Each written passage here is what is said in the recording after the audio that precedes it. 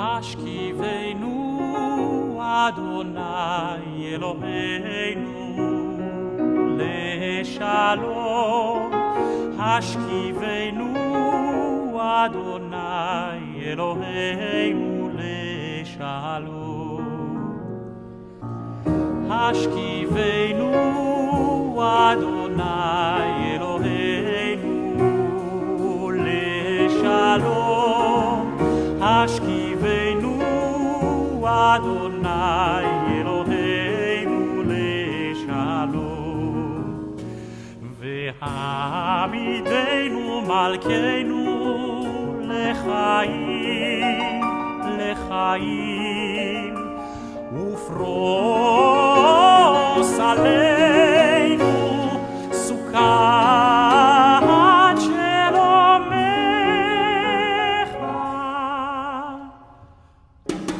השכיבנו אדוני אלוהינו לשלום.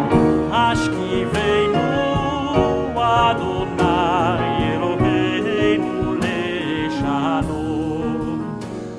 ושמור צאתנו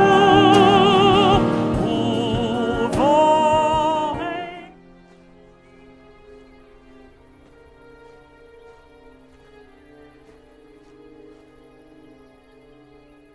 Boże jeden, co to jest? Płyty. Jakie płyty? No to są te płyty, które wyrwałem z drogi. I jeszcze z innych miejsc i tu przyniosłem. Po co? Nie wiem, nie mogłem inaczej.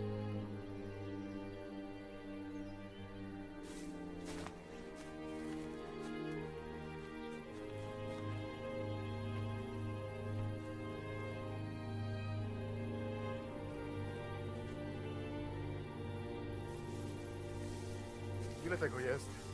328. I ty to wszystko sam? Sam. Na naszym polu? Tylko dlatego jeszcze stoją, że na naszym. Skąd je wziąłeś? Jak w 98 powódź zmyła drogę, to przebiliśmy się przez las do starej drogi, tej obok garbarni. No i się okazało, że pod ściółką leżą te płyty. We wojnę Niemcy zburzyli Burznicę, stary żydowski cmentarz i sobie utwardzili nagrobkami drogę. Od stacji do garbarni. I tak było jeszcze parę lat po wyzwoleniu, bo gmina nową drogę pobudowała dopiero w 55. Stara droga zarosła, razem z nią te płyty i tak leżały aż do powodzi. To sobie pomyślałem, nie bardzo tak jakoś. Wszystkie z tej drogi? Nie, potem się okazało, że sporo jeszcze po gospodarstwach jest. Ludzie z płyt sobie porobili progi, warsztaty, posadzki. Filipowski nawet jeden w Wygódce miał. No. Ten to Ostrowski sobie na warsztat przerobił. I tak ci oddał. Kupiłem. Za 300 złotych. Większość tych, co nie z drogi, to od ludzi odkupiłem. Tylko Filipowskiemu w nocy wyniosłem, bo odstępnego nie chciał. Za każdy dałeś 300. Różnie. Przeważnie 100. Czasem 200, czasem 80. To jak liczyć po 200, to będzie prawie 70 000. Nie no, tyle to nie. Pani Brejda. Córka Ichaka z Kobrynia. Kobryń. Ciekawe, że aż tu przyjechali. Przecież... to po żydowsku. Jak stawiałem, to mnie zaciekawiło, co tu jest napisane i się trochę poduczyłem z takich przedwojennych książek. To jest po hebrajsku. Józek, po co ci to wszystko? Ciekawy byłem. Czy ja wiem? A co ludzie na to twoje hobby? Nie jest żadne tam hobby, tylko tak trzeba, bo to ludzie przecież byli. Żydki? Żydzi. Nie o tym mówię, co we wsi na to. Mówią, że mi się w głowie pomieszało. Najgorsze, że Jola po ich stronie stanęła. Szczególnie jak wykupywać zaczęła. A co miałem, kraść? Józek, bratem moim jesteś. Ale Jol ci naszło. A bo ja wiem. Tyle rzeczy jest nie w porządku na tym świecie, ale jakoś z tym żyjemy, bo inaczej się nie da. Ale ja sobie myślę, że są rzeczy bardziej nie w porządku niż inne. No bo jak widzisz, chłop pijany leży na ulicy, no to myślisz pijany, idziesz dalej, bo masz swoje sprawy i w ogóle. Ale jak dziecko leży na ulicy, to już nie możesz pójść dalej, rozumiesz mnie? No mów. Niemcy zburzyli im ten cmentarz. Co ja mogę na to poradzić? Nawet nie było mnie wtedy na świecie. Utwardzili sobie nagrobkami drogę. To już jest bardzo nie w porządku. Ale ja o tym nic nie wiedziałem.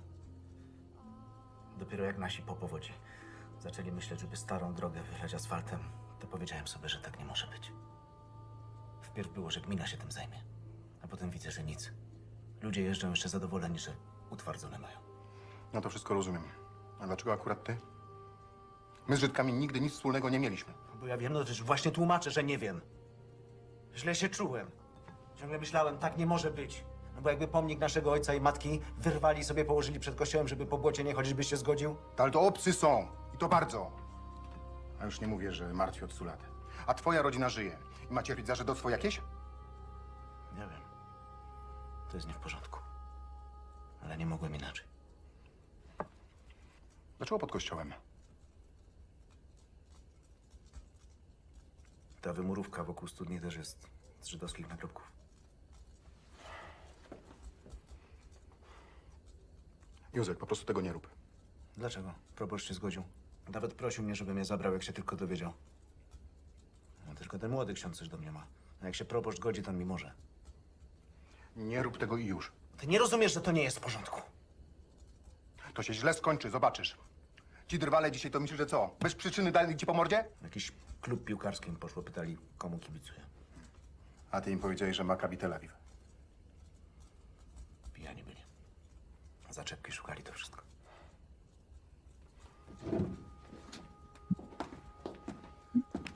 Czemu akurat ty, durniu, o obcych zmarłych masz się upominać? No bo niby z ich żywych już nikt nie został, żeby móc samemu. Itzhak, Akiwa, syn Repa Avrahama, Zimmerman, Shimeon, syn Benjamina Zeliga, błogosławionej pamięci, Hirschbein.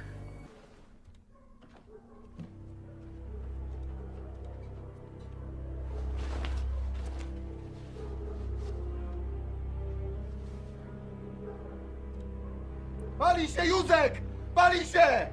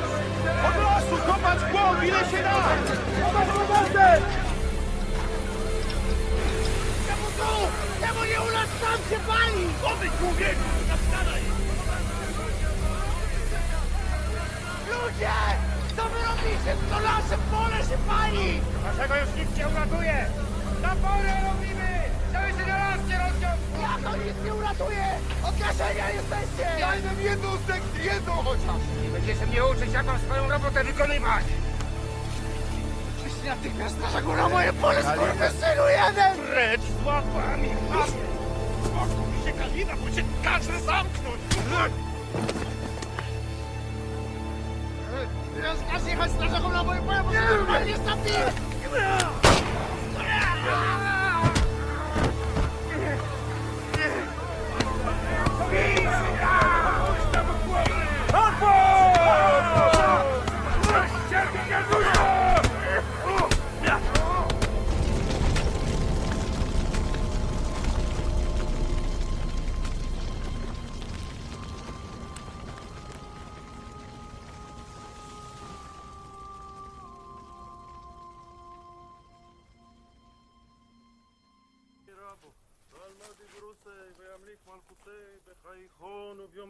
ובחיי דכל בייס ישראל בעגלו ובזמן קריב ואמרו אמן. יהי שמי רבו מביירוך לעולם ולמי עולמיו יסברך וישתבח ויספאר ויסרומם ויסנשא ויסהדר ויסהלל ויסהלל שמי דקודשה בריחו לילה מכל ברכוסו ושירוסו תושבחוסו ונחמוסו דאמירן בעלמה ואמרו אמן. אמן. יחי שלמה רבא מן שמיו וחיים עולנו ועל כל ישראל ואמרו אמן. אוי שלום באמרי מוף ויעשה שלום עלינו ועל כל ישראל ואמרו אמן.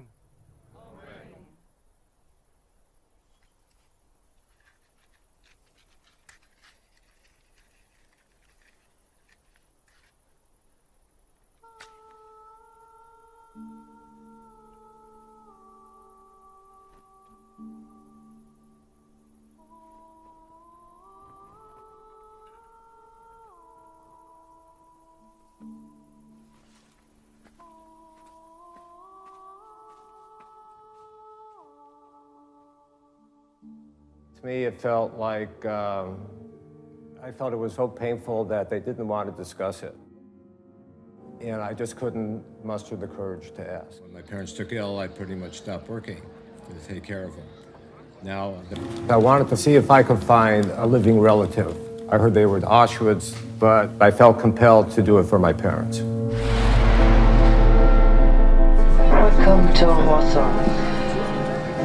Just landed on the moon. That's what it's like for me.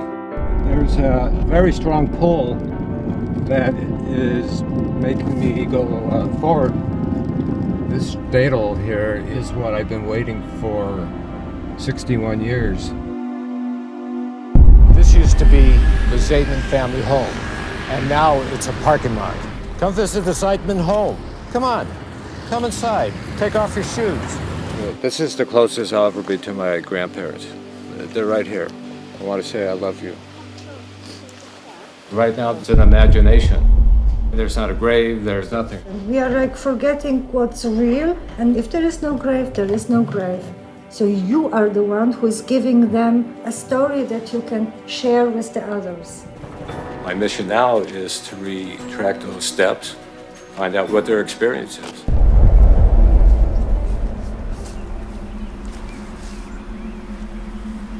I just noticed something very, very disturbing. A Nazi insignia. Everything nice I said about this cemetery, I'm taking back. Now it's being neglected and disrespected by being left alone. Well, let's do something about it. Yeah, let's go. It's like two stories, one of torture and then survival and hope. I don't think I wanted to go through my whole life without connecting with my ancestry. Now you have your life and their life, and what happened in between is what you're trying to understand. Sure. Do you think you can do that today? No. I don't think so. I don't think so either.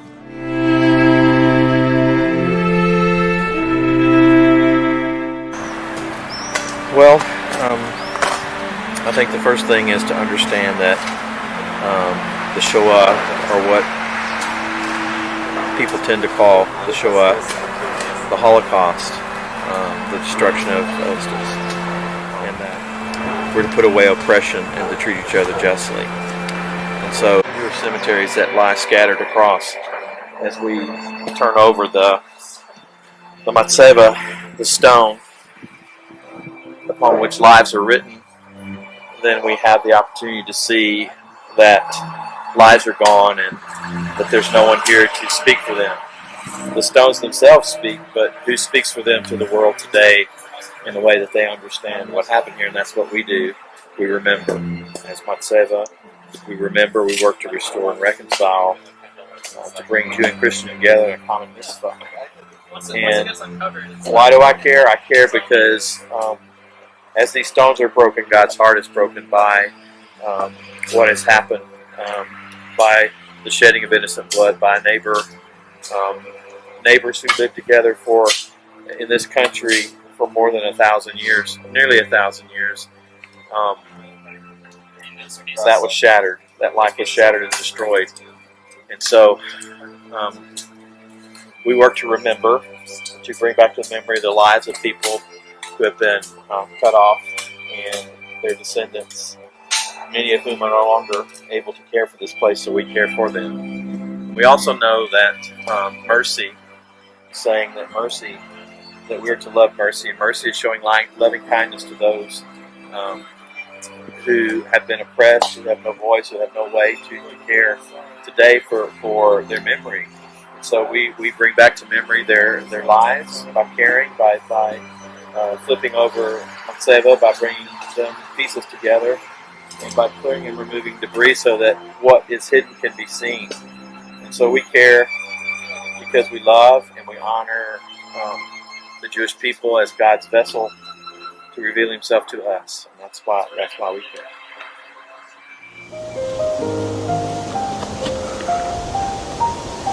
We can see two broken plants as a symbol.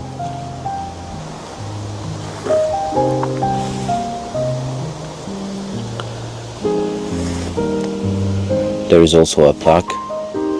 The Jewish cemetery has been rehabilitated by students of the Hartman High School, Jerusalem, and Janusz Korczak School, Poland, during the month of Elul of the year 5761, September 2000.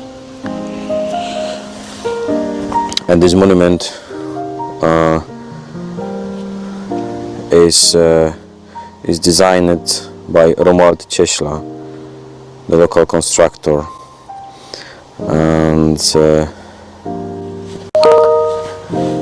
And on the area of 1.4 hectares, 650 tombstones have been preserved, and the oldest of which dates back to 1749.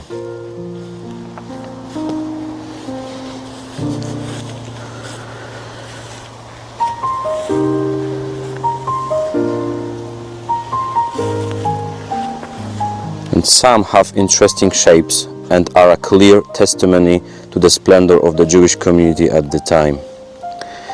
It is one of the largest concentrations of cast iron Matzevah in Europe.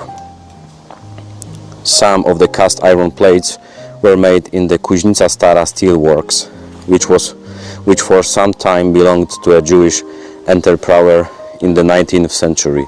The last known burial took place in 1946, as I told you before.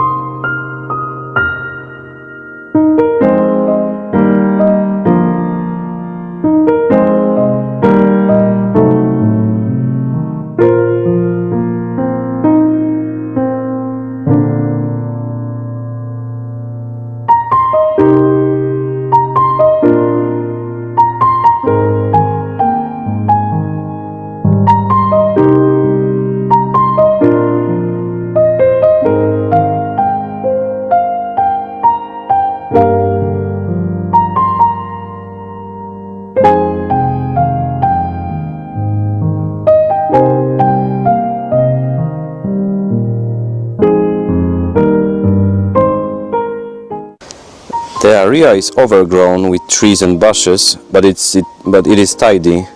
And in 2000 and 2009, as we could read on Memorial, school children from Poland and Israel carried out cleaning and renovating works as part of the Matezevah Project. Among others, approximately 400 Matzevahs were placed again. The cast iron plates were cleaned of rust and painted with black anti-rust paint.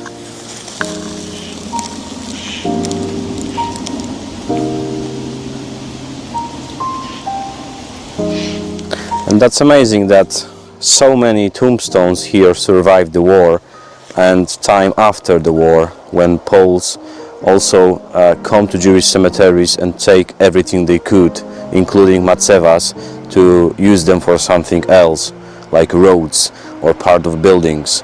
And here we can see some nice images, like a deer, another deer, two hands, a lion, and the inscriptions in Hebrew or maybe Yiddish are in a very good condition, so people who can read in Hebrew or Yiddish, they can come here and read and maybe find their family members which are buried here in this place.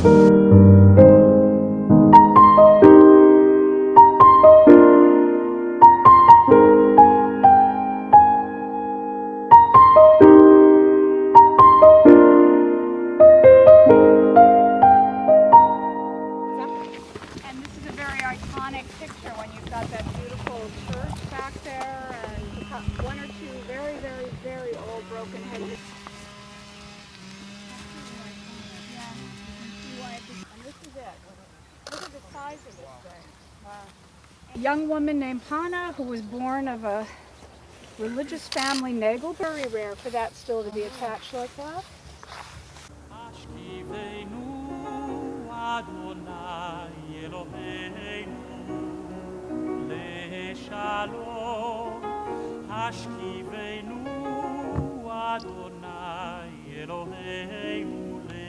The hands represent the Kohans, and they were like the priestly class.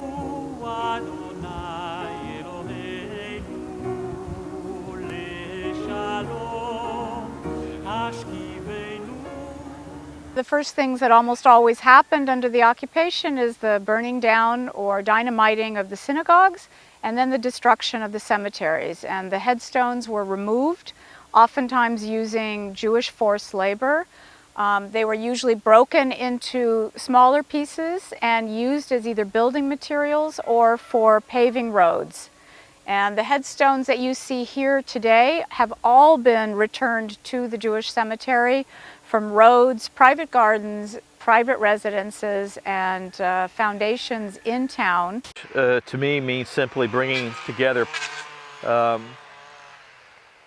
people who are separated by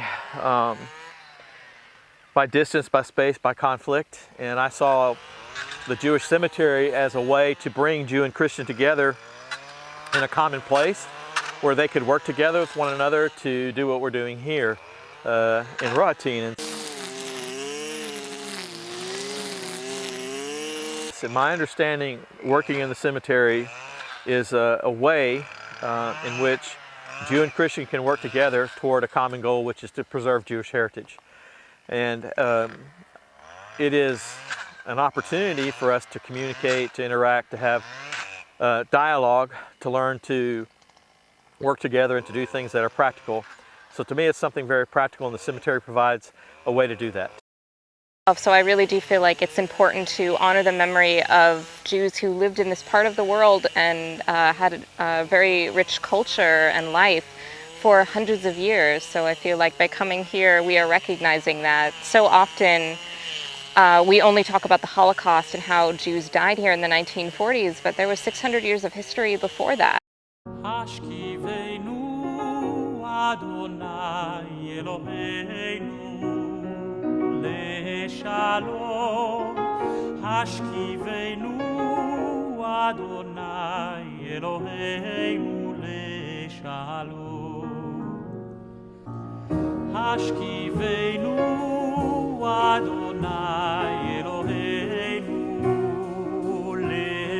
לשלום, השכיבנו אדוני אלוהינו לשלום,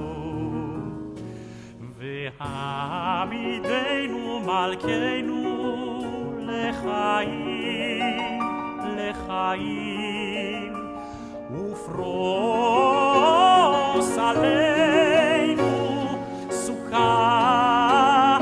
שלומך, לשלום, השכיבנו אדוני אלוהינו לשלום,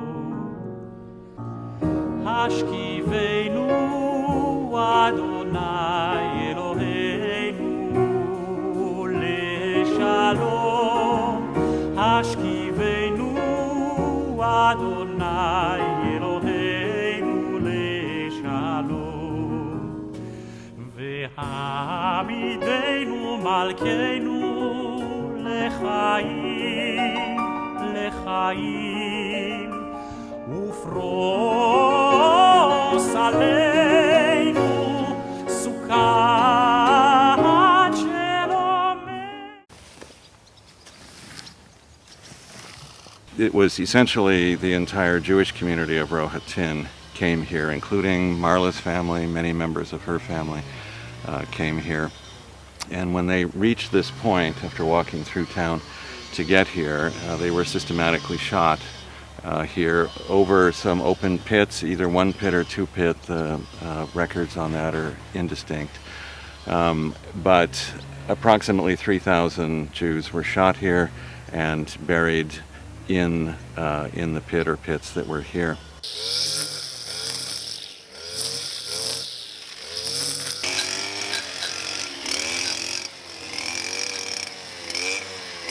And then in 1998, a group of survivors from Rohatyn and the surrounding towns and their descendants of people who had lived here but had emigrated before gathered here to erect this monument and another monument at the North Mass grave. Because for Jews, any burial place is a holy place.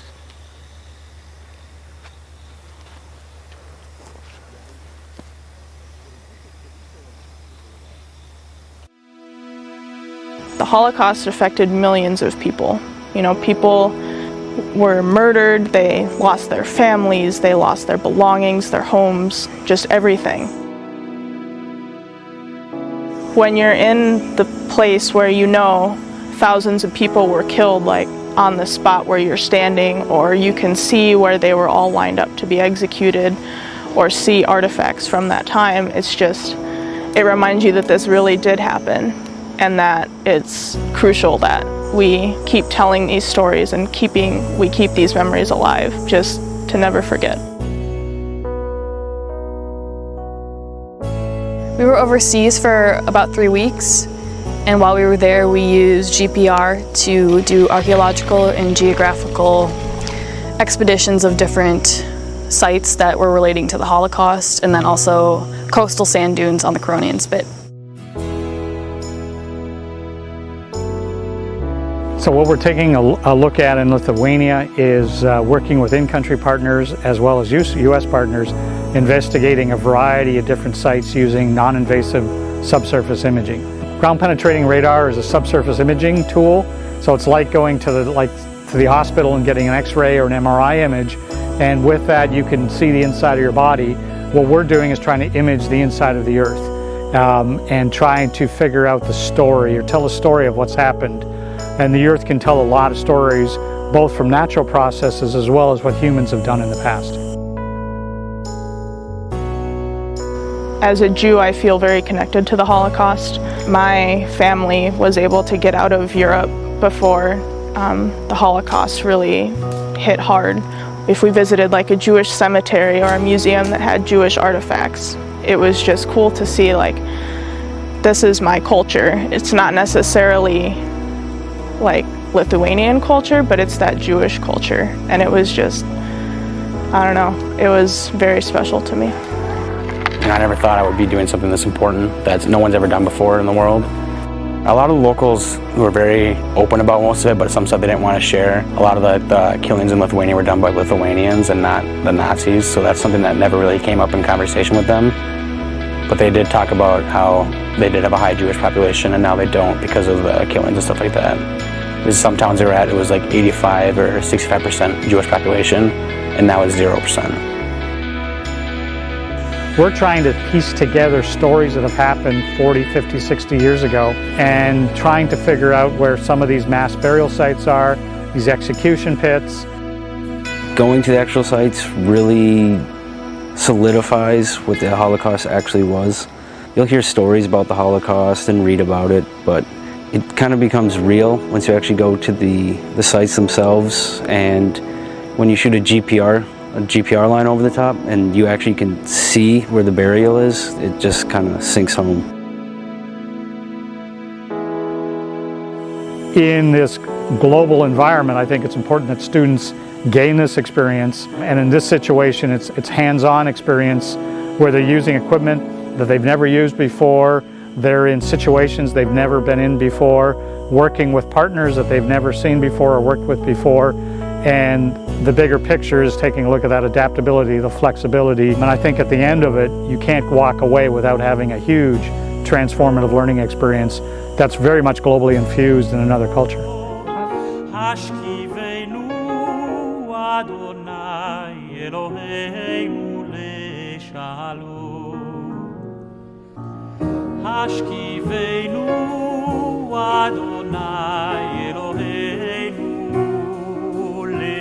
Shalom, Hashkivenu Adonai Eloheinu leShalom, Vehamidenu Malkeinu lechaim, lechaim, Ufros aleinu Sukkah.